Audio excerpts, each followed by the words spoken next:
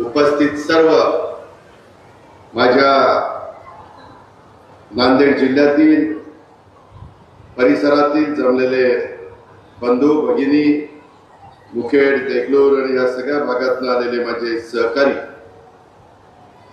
पक्ष प्रवेश केलेले सर्व मान्यवर, सुरुवातीला सर्व पत्रकार मित्र, माझ्या लाडक्या बहिणी, बंधू भगिनींनो आणि माझ्या तरुण मित्रांनो, उशीर झाला त्याबद्दल सुरुवातीला दिलगिरी व्यक्त करतो, कारण मुळातच मी आणि माझे सहकारी 1.5 तास उशीर आलं. भर दुपारची वेळ आहे, सगळ्यांची थोडीशी अडचण झाली, त्याबद्दल दिलगिरी व्यक्त करतो. आज खरं तर या परिसरामध्ये येत असताना मला युगपुरुष छत्रपती शिवाजी महाराज, आपल्या सर्वांचं आराध्य दैवत, तसंच स्वराज्य रक्षक छत्रपती संभाजी महाराज, स्वराज्य जननी जिजाऊ माँसाहेब छत्रपती राजर्षी शाहू महाराज, क्रांतीसूर्य महात्मा ज्योतिराव फुले, महामानव डॉक्टर बाबासाहेब आंबेडकर, राजमाता पुण्यश्लोक अहिल्यादेवी होळकर, क्रांतीज्योती सावित्रीबाई फुले, रमाई माता, त्याचबरोबर संत सेवालाल महाराज, या सर्व महामानवांना मी सुरुवातीलाच अभिवादन करतो. आज इथं येत असताना त्याचा उल्लेख माझ्या आधीच्या सर्व वक्त्यांनी केला. महायुतीचं सरकार मोठ्या मताधिक्यानी, संख्येनी राज्यामध्ये सत्तेवर आल्यानंतर लोकांची अपेक्षा वाढलेल्या आहेत. माझा कष्टकरी असेल, शेतकरी असेल, माझा बळीराजा असेल, माझा कामगार असेल, बेरोजगार असेल, माझ्या लाडक्या बहिणी असतील, माझा मागासवर्गीय समाज, आदिवासी समाज, अल्पसंख्याक समाज, भटका समाज, ओबीसी समाज, असा कुठलाही समाज असा त्याला असं कधी वाटत नाही की हे लोक आमचं काम करतील. हे काम करणारं सरकार आहे, हे जनतेचे प्रश्न सोडवणारं सरकार आहे. देवेंद्र फडणवीस आणि एकनाथराव शिंदे आम्ही सगळेजण मिळून चांद्यापासून बांद्यापर्यंत या सरकारचं काम करतो. अडचणी येत असतात, आपण सगळ्यांनी बघितलं. आताच भारतानं दहशतवादा विरोधात कणखर भूमिका घेतलं. हे पहलगाम मध्ये जे आपल्या निष्पाप पर्यटकांच्यावर जो हल्ला झाला आणि त्याच्यामुळं संपूर्ण भारत देश त्याला द्वेषाने पेटून उठला, त्याचा बदला घ्यायचा. जे कुणी अतिरेकी त्यांना त्या ठिकाणी त्यांची जागा दाखवायची आणि पहलगाम मधील हल्ल्याला चोख प्रत्युत्तर म्हणून ऑपरेशन सिंदूर हे राबवलं गेलं. पाकिस्तान आणि पाक व्याप्त काश्मीर मधल्या दहशत तळावर हल्ले करून ते नष्ट केले. त्याबद्दल मी सर्वप्रथम आपल्या सर्वांच्या वतीनं, व्यक्तिशः माझ्या वतीनं, महाराष्ट्रातल्या तमाम जनतेच्या वतीनं भारतीय सैन्य दलाचा आणि ऑपरेशन सिंदूर मध्ये सहभागी झालेल्या सर्व सैनिकांचं अभिनंदन करतो. भारतीय सैनिकांच्या क्षमतेवर देशाचा पूर्ण विश्वास आहे. संपूर्ण देश त्यांच्या मागे एकजुटीनं उभा आहे. पाकिस्तान पुरस्कृत दहशतवाद आता सहन केला जाणार नाही, हे उभ्या जगाला भारताने ऑपरेशन सिंदूरनं पुन्हा एकदा सिद्ध करून दाखवलेलं आहे. देशाच्या सीमेपलीकडे जाऊन लष्कराने जी कारवाई करण्याची राजकीय इच्छाशक्ती महत्वाची असते आणि आपले प्रधानमंत्री, या देशाचे लाडके पंतप्रधान नरेंद्र मोदी साहेबांनी साहसी कणखर नेतृत्वानं ती नेहमीच इच्छाशक्ती दाखवली आहे. सैन्य दलाची ताकद, राजकीय इच्छाशक्ती, देशवासियांच्या एकजुटीचा ऑपरेशन सिंदूर यशस्वी झालं असून आता कालपासून शस्त्रसंधी जरी झालेली असली तरी दहशतवादाच्या विरोधामध्ये आपला लढा चालू राहणार आहे. कुठल्याही आपल्या भागामध्ये जर कोणी अतिरेक्यांनी दहशतवाद निर्माण केला तर त्याला जशास तसं उत्तर देण्याचं काम आणि त्यांना वर पाठवण्याचं काम त्या ठिकाणी केल्याशिवाय आपले सैन्य दल गप्प बसणार नाही, हा देखील विश्वास मी आज आपल्या सर्वांच्या साक्षीने या ठिकाणी व्यक्त करतो. मित्रांनो, आपल्या नांदेड जिल्ह्यातील देगलूर तालुक्यातील तमलूर गावचे सुपुत्र भारतीय सैन्य दलातील वीर सैनिक सचिन यादवराव वनंजे हे 4च दिवसापूर्वी काश्मीरमध्ये कर्तव्य बजावत असताना ते शहीद झाले। या वीर जवानास देखील मी भावपूर्ण श्रद्धांजली अर्पण करतो। मित्रांनो, आपल्याला बऱ्याच जणांना माहिती असेल, सेवारत सैनिक सचिन वंजे हे 6 महार रेजिमेंट मध्ये 2017 साली सेवारत झाले आणि सध्या ते जम्मू आणि काश्मीर मध्ये तंगदार येथे कार्यरत होते। शहीद जवान हे देगलूर तालुक्यातील तमरूर येथील रहिवासी। त्यांच्या पश्चात त्यांच्या परिवारामध्ये आई आहेत, वडील आहेत, 2 भाऊ आहेत, पत्नी आहे आणि अवघी 8 महिन्याची त्यांची मुलगी आहे। ज्यावेळी ऑपरेशन सिंदूर लॉन्च झालं त्याच्या आदल्या दिवशी 6 मे 2025 रोजी त्यांना पोस्टवर दारुगोळा पोहोचवण्याची जबाबदारी देण्यात आलेली होती। त्या दरम्यान कच्च्या रस्त्यावरील एका तीव्र वळवंटावर त्यांच्या गाडीच्या चाकाखालीची जमीन पाऊस पडलेला असल्यामुळे कमजोर झालेली होती। चाक स्लिप झालं, कारण आदल्या दिवशी त्या भागामध्ये रात्री मुसळधार पाऊस पडलेला होता। रस्ता कच्चा होता, पूर्णपणे चिखलमय झालेला होता आणि रस्त्यावरून त्यांची गाडी खोल दरीमध्ये कोसळली आणि त्या कारणामुळे आपला हा जवान त्या ठिकाणी जागीच त्याला मृत्यू त्यात आला। अशा पद्धतीनं हे घडलेलं आहे। सगळ्या जवानांच्या पाठीशी आपण मजबूतीने उभं राहतो। त्यांचा अंत्यविधी 9 तारखेला करण्यात आला। त्यांच्या युनिटने 6 महार रेजिमेंटने त्यांचा बॅटल मध्ये जाहीर करून कॅज्युअलिटी करून त्यांचा प्रस्ताव आता वर पाठवलेला आहे। आर्मी हेडक्वार्टर वरून तो प्रस्ताव मंजूर होईल। मी आपल्याला सांगतो की शासनाच्या तर्फे आर्थिक मदत म्हणून मला माहिती आहे की किती पैसे गेले तरी देखील गेलेली व्यक्ती परत येत नाही, परंतु आपल्या महाराष्ट्रातला जवान जर तिथं देशाच्या करता शहीद झाला तर त्याला महाराष्ट्र शासनाच्या वतीनं एक रकमी त्यांचं कुटुंब पुढं त्याचं व्यवस्थित चालावं म्हणून 1 कोटी रुपये देण्यात येतात। ते पैसे निश्चितपणे राज्य सरकारकडून देण्यात येतील। मी आत्ताच जिल्हाधिकाऱ्याशी बोललेलो, आता पण कार्यक्रम झाल्यावर मी त्यांच्या पत्नीला आणि त्यांच्या कुटुंबियांना भेटायला जाणार आहे। रमाई घरकुल योजनेमध्ये देखील त्यांच्या परिवाराला घरकुल देण्याच्या बद्दलच्या सूचना मी जिल्हाधिकाऱ्यांना दिलेल्या आहेत। शहीद जवानच्या विधवा यांना शासनाच्या प्रचलित धोरणानुसार नोकरीबाबत पाठपुरावा करण्यात येतो आणि त्या पद्धतीने देखील शहीद जवानाच्या पत्नीला फॅमिली पेन्शनची प्रक्रिया त्यांच्या युनिट मार्फत 15 दिवसामध्ये पूर्ण करण्याचा आपला प्रयत्न आहे। कारण देशाच्या संरक्षणाच्या करता ज्यावेळेस तुमचा माझा जवान आपलं इथं सुरक्षित राहण्याच्या करता तिथं लढत असतो, त्यावेळेस त्याच्यावर कोणतंही संकट आलं तर उभा भारत देश त्याच्या पाठीशी उभा राहतो। हे आपण वेळोवेळी दाखवलेलं आहे आणि याही वेळेस आपण ते दाखवणार आहोत। ही गोष्ट देखील आपण सगळ्यांनी लक्षामध्ये घेतली पाहिजे। मित्रांनो, आज राष्ट्रीय तंत्रज्ञान दिन आहे। 11 मे 1998 रोजी पोखरणला अटल बिहारी वाजपेयी पंतप्रधान असताना भारताने यशस्वी अणुचाचणी केलेली होती आणि त्याची आठवण म्हणून भारताच्या तांत्रिक प्रगतीचा आणि वैज्ञानिक उपलब्धतेचा गौरव करण्यासाठी आजचा दिवस तंत्रज्ञान दिन म्हणून आपण साजरा करतो। या निमित्तानं देखील मी आपल्या सगळ्यांना शुभेच्छा देतो। नव महाराष्ट्राचे शिल्पकार स्वर्गीय यशवंतराव चव्हाण साहेब, त्याच्यानंतर वसंतराव नाईक साहेब आले, त्याच्यानंतर त्या ठिकाणी स्वर्गीय शंकरराव चव्हाण साहेब आले, त्याच्यानंतर वसंत दादा आले, स्वर्गीय सुधाकरराव नाईक साहेब आले। अनेक दिग्गज लोकांनी या महाराष्ट्राचं नेतृत्व केलं।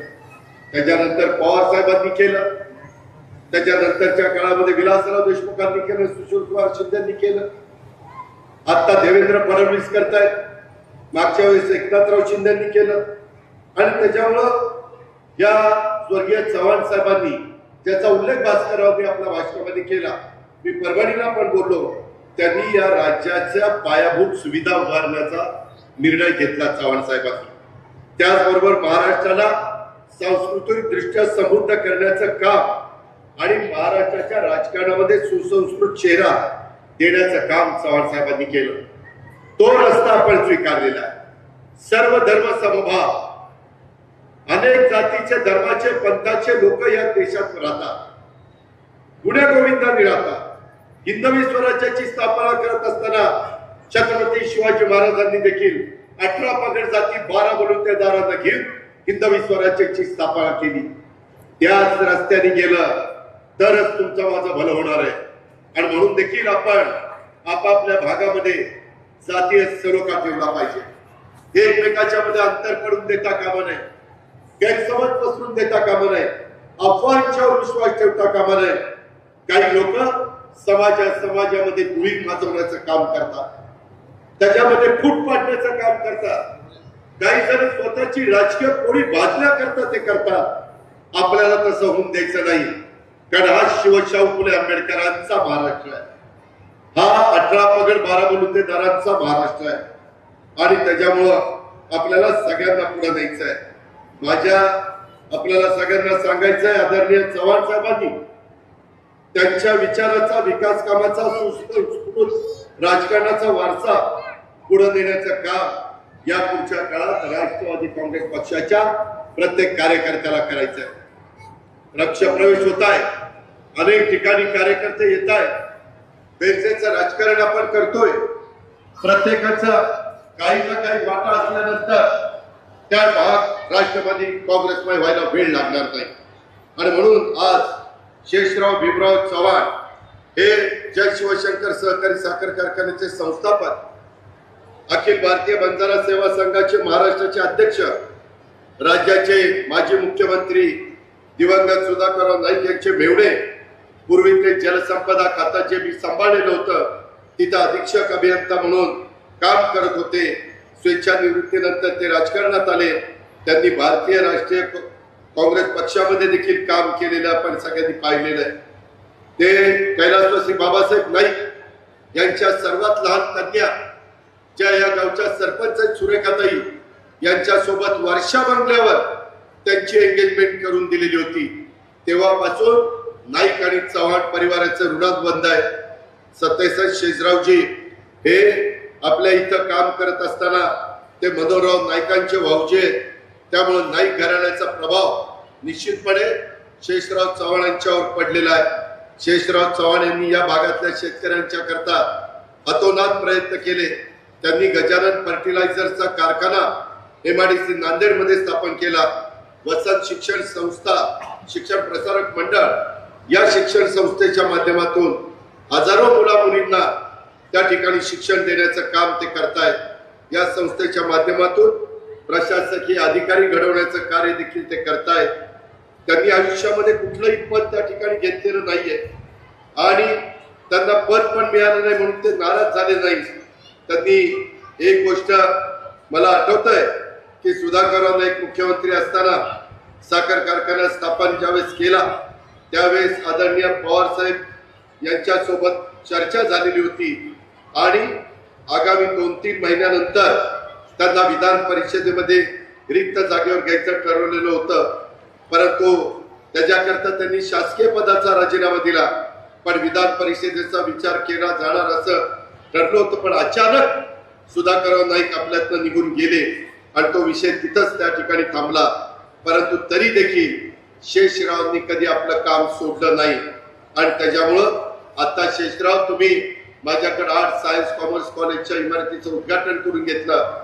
आमचा इंद्रनील इथं बसलाय, तो हायर अँड टेक्निकल खात्याचा राज्यमंत्री आहे. इंद्रनील, मला तुला सांगायचं एक कॉलेज जुनं आहे. मला मुंबईत गेल्यानंतर याचा प्रस्ताव दाखव. कशामुळे यांना ग्रँट मिळाली नाही ते मला सांग. जर समाजातल्या गरीब मुलांना मुलींना शिकवण्याचं काम प्रतिकूल परिस्थितीमध्ये नाही तर त्या पद्धतीनं काही ठिकाणी अनुकूल परिस्थिती असतील तर प्रतिकूल परिस्थिती आहे अशात काम करणं अवघड असतं. ते शेषरावांनी केलेलं आहे आणि त्याच्यामुळं तिथं आपल्या सरकारकडनं ग्रँट मिळाली पाहिजे ती आठवण मला करून दे. मी कसा मार्ग काढायचा ते बघेन, कारण हे शेवटी सरकार गरिबांच्या करता काम करतं. हे सर्वसामान्य मुलांचे प्रश्न सोडवण्याच्या करता काम करतं आणि त्याकरता आपण निश्चितपणे मार्ग काढू. आज सुशांत शेषराव चव्हाण यांनी नांदेड जिल्हा बँकेचे माजी संचालक, कृषी उत्पन्न बाजार समितीचे माजी सभापती त्यांनी राष्ट्रवादीमध्ये प्रवेश केला, त्याच्यामुळे मी त्यांनाही धन्यवाद देतो. आमचे उदयराव चव्हाण हे शंकरराव चव्हाण साहेबांचे नातू, नांदेड नगरपालिका महानगरपालिकेचे अनेक वर्ष नगरसेवक राहिले. त्यांच्याशी मी चर्चा केली होती. मी प्रतापरावांनी मुंबईमध्ये ते चांगला संघटक यांनी आपल्या पक्षामध्ये प्रवेश केला, त्याचा फायदा शहरामध्ये आणि ग्रामीण भागामध्ये देखील आपल्याला होणार आहे. उदयराव, मी तुमचंही मनापासून स्वागत करतो. संतोष राठोड सामाजिक कार्यकर्ते, माजी आमदार कैलासवासी किशनराव राठोड यांचे नातू, माजी जिल्हा परिषदेचे सदस्य, हे पण एक चांगले कार्यकर्ते. आज ज्या ज्या कार्यकर्त्यांनी प्रवेश केलाय, उद्याच्या येणाऱ्या स्थानिक स्वराज्य संस्थांच्या निवडणुकीच्या निमित्तानं जिल्हा परिषद, तालुका पंचायत, नगरपालिका, महानगरपालिका यामध्ये आपल्याला नवीन कार्यकर्त्यांना संधी द्यायची. या सर्वांचा उपयोग तिथं आपल्याला करून घ्यायचा आहे आणि चांगल्या पद्धतीनं इथल्या स्थानिक स्वराज्य संस्था चालवायच्या. आज शेकडो कार्यकर्त्यांनी त्या ठिकाणी प्रवेश केलाय. आज नांदेड जिल्ह्यातल्या ज्या ज्या कार्यकर्त्यांनी पदाधिकाऱ्यांनी प्रवेश केलेला आहे, त्यामध्ये जिल्हा परिषदेचे माजी सदस्य, माजी अध्यक्ष, माजी सभापती, काही पक्षाचे जिल्हाध्यक्ष, काही पक्षाचे पदाधिकारी अनेकांनी प्रवेश केलेला आहे. त्याच्यामुळे राष्ट्रवादी काँग्रेस पक्षाला बळकटी येण्यास मदत होणार आहे. हे होत असताना मी भास्करराव खटगावकरांना धन्यवाद देतो, प्रतापराव पाटील चिखलीकरांना धन्यवाद देतो. प्रतापरावजी त्यांच्यासोबत त्यांच्या खांद्याला खांदा लावून काम करणारे असंख्य कार्यकर्ते, त्यांचे प्रयत्न, त्यांची मेहनत ही विसरून चालणार नाही. गेल्या 2-3 महिन्यामध्ये तिसऱ्यांदा त्यांनी नांदेड जिल्ह्यात मला बोलवलेलं आहे आणि आताही सांगितलं पुन्हा यावं लागेल. मी पुरात येईल आणि नांदेड मधल्या इतरांचाही पक्ष प्रवेश त्या ठिकाणी करेल. सर्व कार्यकर्त्यांच्या मेहनतीमुळं, प्रयत्नामुळं नांदेड जिल्हा राष्ट्रवादीमध्ये होतोय ही आनंदाची बाब आहे. मला कल्पना आहे की राजकारणात माणूस सातत्याने निवडून येतो, तो माणूस लोकांची कामं केल्याशिवाय निवडून येत नसतो. लोकांचे प्रश्न समजून घ्यावे लागतात, लोकांमध्ये समरस व्हावं लागतं, त्यांच्या सुखदुःखामध्ये सहभागी व्हावं लागतं. राष्ट्रवादी काँग्रेस पक्षाच्या विचारधारेवर विश्वास ठेवून आज शेषरावांच्या सहित सगळ्यांनी, सुशांतजी, उदयजी, संतोषजी, असंख्य सहकारी मित्रांनी प्रवेश केलेला आहे.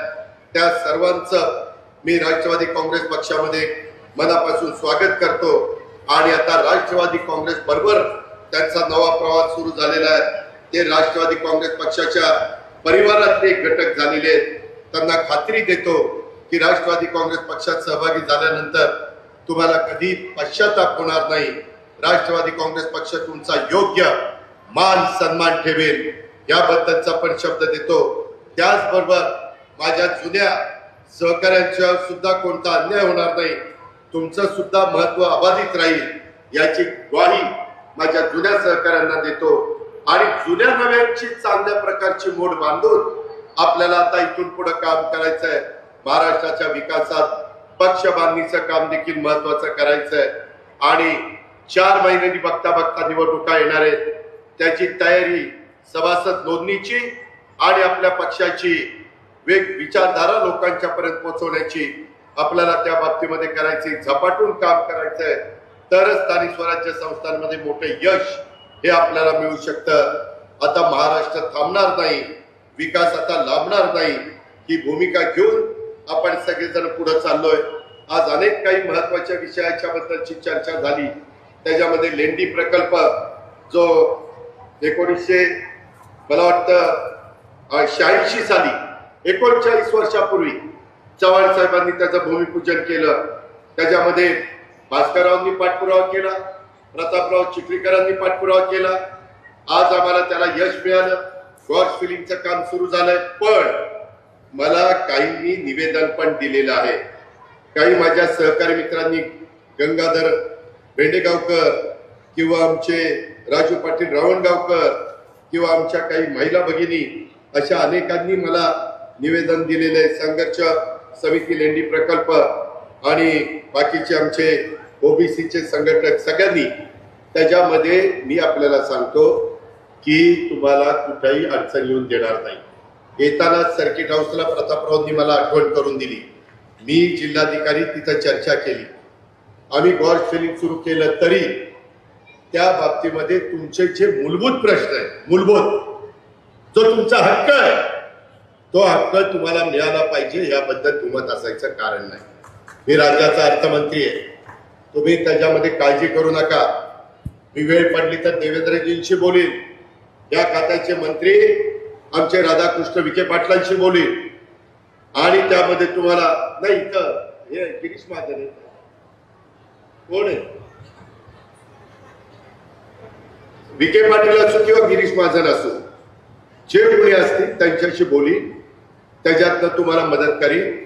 आता निवेदन मी स्वीकारलेली आहे. मी माझी अजून 2 कामं करून मुंबईला जाणार आहे. उद्या मी मुंबईतच आहे, त्याच्यावर तुम्ही काही काळजी करू नका. मगाशी मनेरच्या बाबतीमध्ये देखील लाईनिंगच्या बद्दल स्वतः प्रतापराव आगळा करतायत, आता भास्कररावांनी पण सांगितलेलं आहे.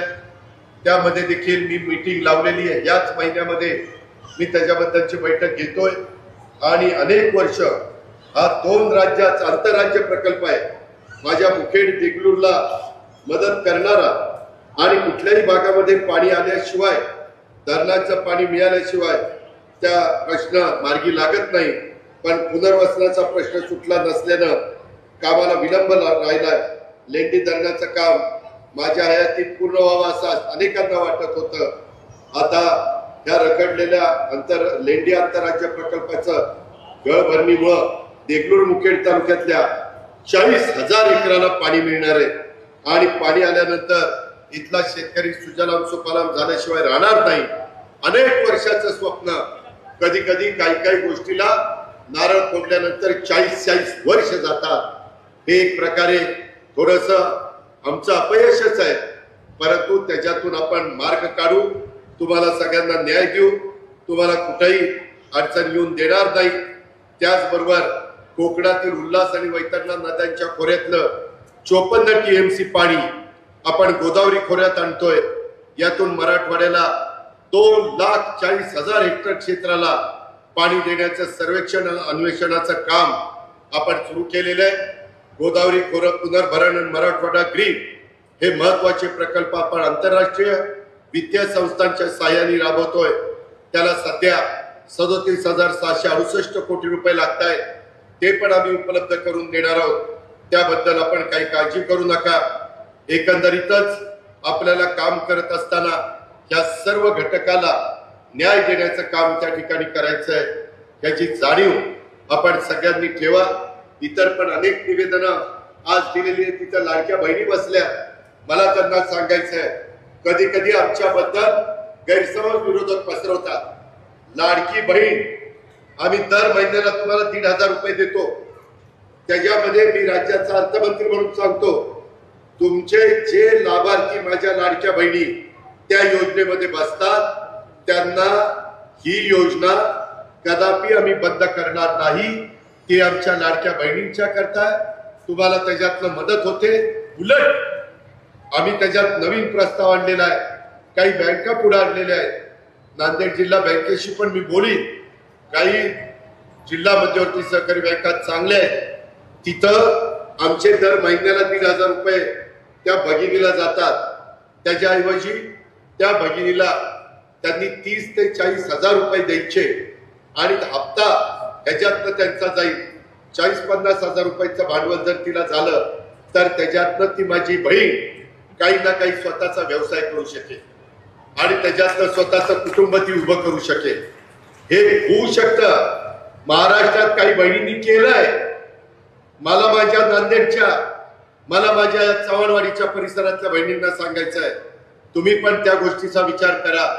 मी माझ्या सगळ्या कार्यकर्त्यांना, आमदारांना, माजी आमदारांना, पदाधिकाऱ्यांना, माझ्या महिला भगिनींना पण सांगणार आहे की ती कशी योजना आहे. शेवटी किती सांगून प्रश्न सुटत नाही. त्याकरता काही कार्यक्रम द्यावा लागतो आणि तशा पद्धतीचा कार्यक्रम आम्ही लोकांनी दिलेला आहे. त्याचं स्वागत करून आपण त्याचा फायदा घेतला पाहिजे, अशा प्रकारची माझी आपल्याला सगळ्यांना विनंती आहे. त्याच्यावर लेंडी प्रकल्पाच्या बद्दल तुमच्या मनात काही शंका कुशंका असतील तर त्याच्याबद्दल आपण काळजी करू नका. वेळ पडली तर मी वेगळी त्याची बैठक देखील घेईन, पण तुम्हाला वाऱ्यावर सोडणार नाही. तुम्ही शेतकरी आहे, मी पण शेतकरी आहे. शेतकरी ही तुमची माझी जात आहे. शेतकऱ्याला बळीराजाला केव्हाही कुठल्याही संकटात हे राज्य सरकार काही कमी पडू देणार नाही, याबद्दलची पण खात्री मी आपल्या सर्वांना या निमित्तानं देतो. आता जरी काल युद्ध थांबलेलं असलं तरी भारताने ठरवलेलं आहे दहशतवाद विरोधामध्ये कारवाई भारताची थांबणार नाही. आम्ही कुणाच्या नादी लागत नाही, पण आमच्याकडे येऊन जर कुणी काही वेडवाकडं करण्याचा प्रयत्न केला, निष्पाप लोकांच्यावर हल्ले करण्याचा प्रयत्न केला, त्यांना तिथं त्रास देण्याचा प्रयत्न केला, तर भारत आणि भारताचं सैन्य आणि भारताचे पंतप्रधान आणि भारताची राजकीय इच्छाशक्ती ही कदापि कुठल्याही अतिरेक्यांच्या कारवाया सहन करणार नाही. त्याचा बदला आम्ही घेतल्याशिवाय गप्प बसणार नाही म्हणजे नाही. ही गोष्ट देखील आपण सगळ्यांनी या निमित्तानं लक्षामध्ये घेतली पाहिजे. आज अनेक गोष्टी बाकीच्या पण त्या बाबतीमध्ये बोलण्यासारख्या आहेत, परंतु मी आपल्याला एवढंच सांगेन की सध्या हवामान खात्याने अंदाज व्यक्त केलेला आहे, आपण यंदा AI म्हणजे कृत्रिम बुद्धिमत्ता याचं नवीन तंत्रज्ञान कृषी क्षेत्रामध्ये आणतोय. आमचा सगळ्यांचा प्रयत्न चाललेला आहे. यंदा बजेटमध्ये 500 कोटी रुपये आपण तरतूद केलेली आहे. सोयाबीन, कापूस, ऊस, त्याच्यामध्ये मका, त्याच्यामध्ये धान म्हणजे काही जण त्याला भात म्हणतात, तो अशा कांदा, अशा वेगवेगळ्या पिकाचा समावेश आहे. आपल्या भागामध्ये ऊस आणि सोयाबीन, कापूस आहे, त्याच्यामुळं तुम्हालाही त्याचा फायदा होईल. त्या तंत्रज्ञानाचा वापर केल्यानंतर शेतकरी मित्रांनो 50%च पाणी लागतं, खतं 50% कमी लागतात, उत्पादन 1.5 पटीनं वाढतं. म्हणजे खर्च निम्म्यानी कमी होतो, पाणी निम्म्यानी कमी होतं, खत निम्म्यानी कमी होतं. आणि जर तुमचा ऊस 70 टन निघत असेल तर तो 100 टन निघतो. हे सिद्ध झालंय, हे भारतात सिद्ध झालंय, महाराष्ट्रात सिद्ध झालंय, आपल्या महाराष्ट्रातल्या शेतकऱ्यांच्या शेतात सिद्ध झालंय. त्यामुळं आपण फळबागांना पण हे तंत्रज्ञान वापरणार आहोत. आपण आज लाडक्या बहिणींच्या करता 45,000 कोटी रुपये वर्षाला आपण खर्च करतोय आणि माझ्या शेतकऱ्यांच्या करता 3 हॉर्सपॉवर, 7.5 हॉर्सपॉवर, 10 हॉर्सपॉवर या मोटारचं वीज बिल माफ केलेलं आहे. वीज बिल माफ केलंय, पण ते बिल शासनाच्या तिजोरीतनं तुमच्या वतीनं आम्हाला तिथं भरावं लागतं. महावितरणला 20,000 कोटी रुपये वर्षाला त्याला भरावे लागतात.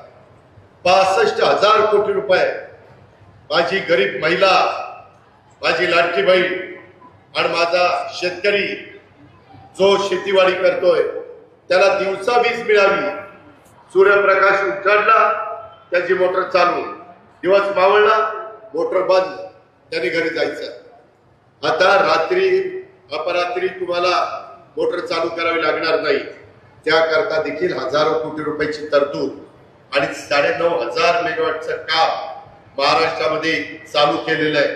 सोलर पॅनलचं बरंचसं काम पूर्ण झालेलं आहे. आपण आमच्यावर विश्वास ठेवा. ही सगळे आमचे जीवाभावाचे सहकारी आहेत. त्याच्यामध्ये आत्ताही प्रवेश केलेले सगळे काही सरपंच अतिशय चांगलं काम करतायत.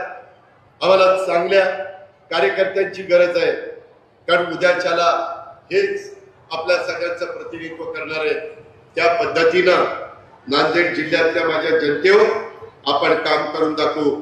अनेक गोदावरीचे बॅरेजचे प्रश्न, मांजराच्या बॅरेजचे प्रश्न, सिंदफणाच्या बॅरेजचे प्रश्न, अनेक भागातल्या बॅरेजेसचे प्रश्न आपण सोडवलेले आहेत. राहिलेले पण प्रश्न सोडवण्याची धमक आणि ताकद ही महायुतीमध्ये, ही राष्ट्रवादी काँग्रेस पक्षामध्ये, याबद्दलचा विश्वास माझ्या नांदेडकरांनी लक्षामध्ये ठेवावा. आणि आता एक चांगलं वातावरण तयार झालंय. इंद्रदी, तू मागाशी मला विचारलं की मी लक्ष घालू का? आता महाराष्ट्रात कुठेही लक्ष घालायला विचारायचं कारण नाही. ज्या भागामध्ये तुम्हाला लक्ष घालता येईल, विदर्भाला प्राधान्य द्या. तुम्हाला हा भाग जवळचा आहे, तुझ्याकडे महत्वाची खाती आहेत, त्या खात्याचा उपयोग या भागातल्या जनतेला झाला पाहिजे. जे माझ्या स्तरावरचं असेल ते मला सांगा, मी त्यामध्ये लक्ष घालीन. मी नेहमी सांगतो जनतेला, आम्ही कामाची माणसं आहोत, आम्ही बिनकामाची माणसं नाही. आम्हाला काम करायला आवडतं. आजचाही कार्यक्रम होणार नाही होणार, युद्धाचं काय परिस्थिती राहील, कधी कधी 2 दिवसापूर्वी विमानं देखील काही विमानतळं देशातली 25 विमानतळं आता बंद केलेली आहेत. काही ड्रोन येत आहेत, काही मिसाईल येत आहेत. त्यांचा हल्ला झाल्यावर आपण प्रतिहल्ला करतोय, त्यांना चोख प्रत्युत्तर आपला जवान देतोय. यामुळं काय होईल ते माहिती नव्हतं, परंतु शेवटी रात्री उशिरा कळलं की युद्ध आता थांबलेलं आहे. दोन्ही देशांनी युद्धबंदीला संमती दिलेली आहे. तरी देखील काही गडबड जरा केली होती, परंतु आपले जवान सगळे तयार होते, तत्पर होते. ताबडतोब त्यांनी प्रतिहल्ला केला आणि त्या पाकिस्तानला त्यांची जागा दाखवून दिली. या पद्धतीने चाललेलं आहे. आपल्याला आपल्या देशाला जगातली महासत्ता बनवायचं आहे. देशाला 3ऱ्या नंबरची अर्थव्यवस्था न्यायची आहे. त्याकरता ग्रामीण भाग पण सुधारला पाहिजे. तसं काम आपलं सगळ्यांचं चाललेलं आहे. त्याला आशीर्वाद देण्याचं काम करा, त्याला साथ देण्याचं काम करा, त्याला भरभक्कम पाठिंबा देण्याचं काम करा. राष्ट्रवादी काँग्रेस पक्ष तुमच्या प्रत्येक अडचणीला उत्तर देण्याच्या करता, मार्ग काढण्याच्या करता आमचा कार्यकर्ता आम्ही कुणी पण केव्हाही तयार आहोत. हा शब्द आजच्या या सभेच्या निमित्तानं आपल्या सर्व सहकाऱ्यांना देतो. आणि अतिशय चांगल्या प्रकारचा कार्यक्रम इथं आमच्या स्वप्नील असतील किंवा बाकीचे सगळे, आमच्या वैशालीताई असतील, आमचे शेषराव असतील, आमचे प्रतापराव चिखलीकर असतील, सगळ्याच सहकारी मित्रांनी अतिशय लक्ष दिलं आणि एक चांगला कार्यक्रम घडून आणला. त्याबद्दल संयोजकांचं मनापासून अभिनंदन करतो आणि आपल्या सगळ्यांची रजा घेतो. जय हिंद, जय महाराष्ट्र, जय राष्ट्रवादी काँग्रेस. धन्यवाद.